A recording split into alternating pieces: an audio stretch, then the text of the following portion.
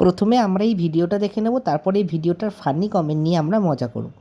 তো তোমরা আমাকে কমেন্ট করছিলে যে এইরকম জুয়েলার্স তুমি কোথা থেকে পাও।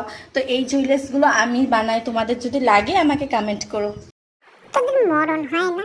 খুব খুব সুন্দর গো দিদি ভাই, তোমাকে খুব সুন্দর লাগছে। আপনার কি ঘৃণা করে না? ছি ছি ছি। ও মা গো, আমাকে বাঁচাও, আমি কোথায় পালাবো? তা বলি দু চারটে কালা সাপ গলায় ঝোলালে তো খুব সুন্দর লাগে। না গো, আমাদের লাগবে না বোন।